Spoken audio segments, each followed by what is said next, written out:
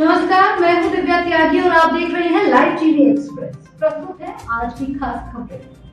रसड़ा विधानसभा में सुबह सपा के चुनाव कार्यालय का उद्घाटन समारोह। राघवेंद्र कुमार गौतम, समाजवादी पार्टी के स्टार प्रचारक व पूर्व मंत्री ने आज रसड़ा विधानसभा के चुनाव कार्यालय के उद्घाटन समारोह के दौरान भाजपा व बीजेपी पर जमकर निशाना साधा। इस दौरान उन्होंने कहा कि 2 चरणों के चुनाव में भारतीय जनता पार्टी का पूरी तरह से सफाया हो चुका है। रसड़ा विधानसभा से बीजेपी विधायक उमाशंकर सिंह पर निशाना साधते हुए कहा कि रसड़ा में खास तौर से विशेष परिस्थिति है। भारतीय जनता पार्टी ही नहीं, साथ ही भारतीय जनता पार्टी की टीम जो भी है उसे हटाने का भी जनता ने संकल्प ले लिया है। कहा, रसड़ा विधानसभा में परिवर्तन आवश्यक प्रभावी है। वहीं डॉक्टर अनुराग गर्ग उर्फ संतोष जी ने बीजेपी पर निशाना साधते हुए कहा कि सपा सरकार बनती है तो सभी कार्य हित में किया जाएगा। निश्चित तौर पर मौजूदा विधायक का आचरण, चरित्र, दौलत, शोहरत और सारी चीजों को रसड़ा की जनता इस बार खारिज करने पर तुली हुई है।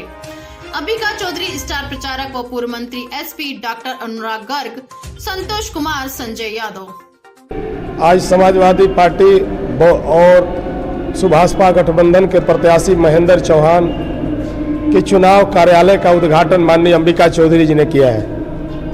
कैसे देख रहे हैं इस लड़ाई को, कितनी टफ लड़ाई होने वाली है? क्योंकि आज एक चौहान समाज का चेहरा आपके पास है, जो कि एक पंचर छाटने वाले घर से आता है, राजीव विधानसभा से आते हैं वो, और यहाँ एक पहले से एक मठाधीश की तरह एक विधायक जी बैठे हुए हैं, 10 साल से लगातार जीत रहे हैं। क्या लगता है, तीसरी बार हैट्रिक लगा पाएंगे?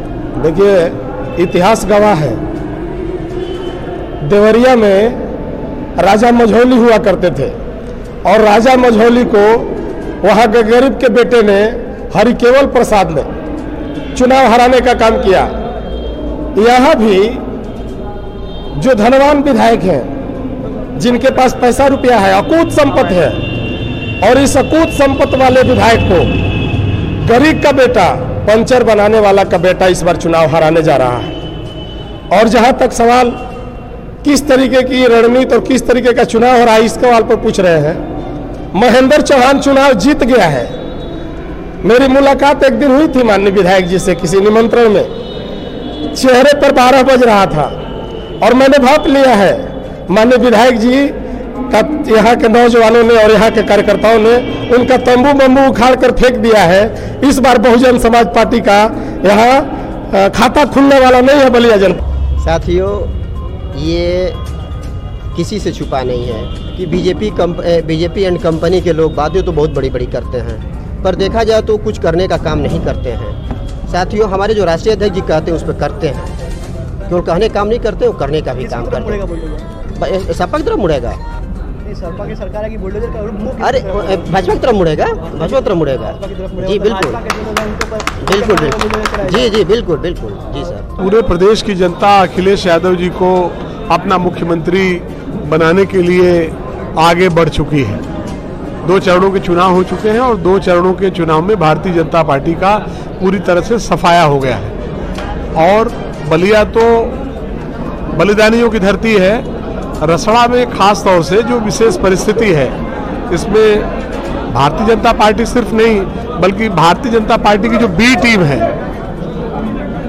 उसको भी आपकी पूरी तरह से यहाँ से हटाने का लोगों ने संकल्प ले लिया है और मजबूती से गरीब और ईमानदार कार्यकर्ता के साथ रसड़ा की जनता खड़ी है। ऐतिहासिक जीत दर्ज होगी, ये मैं विश्वास पूर्वक आपको बताता हूँ। ये पूरा देश जानता है कि भारतीय जनता पार्टी की बी टीम कौन है, और अगर आप इससे ज्यादा जानना चाहते हैं तो एक व्यक्ति से पूछिए, वो आपको बताएगा कि भारतीय जनता पार्टी की बी टीम कौन है। ये राजनीति की बात है और रसड़ा में परिवर्तन अवश्यम भावी है। निश्चित रूप से जो मौजूदा विधायक हैं उनका जो किरदार है, उनका जो चरित्र है, उनका जो आचरण है, उनकी जो शोहरत है और उनकी जो दौलत है, इन सारी चीजों को रसड़ा की जनता इस बार खारिज करने पर तैयार है और महेंद्र चौहान जी हमारे भारी वोटों से जीतेंगे। मंत्री जी, इस बार तो भाजपा की जो नेत्री है वो भी कह रहे हैं कि हिजाब वाले को प्रधानमंत्री बनाएंगे, सपा नहीं बना पाएगी लेकिन भाजपा जरूर बनाएगी। मैंने अपनी बात बता दी है। बहुत बहुत धन्यवाद। तो ये थी आज की खास खबरें। ऐसी ही चुनिंदा और खास खबरों से जुड़े रहने के लिए देखते रहिए लाइव टीवी एक्सप्रेस, खबरों का खजाना लाइव टीवी के साथ।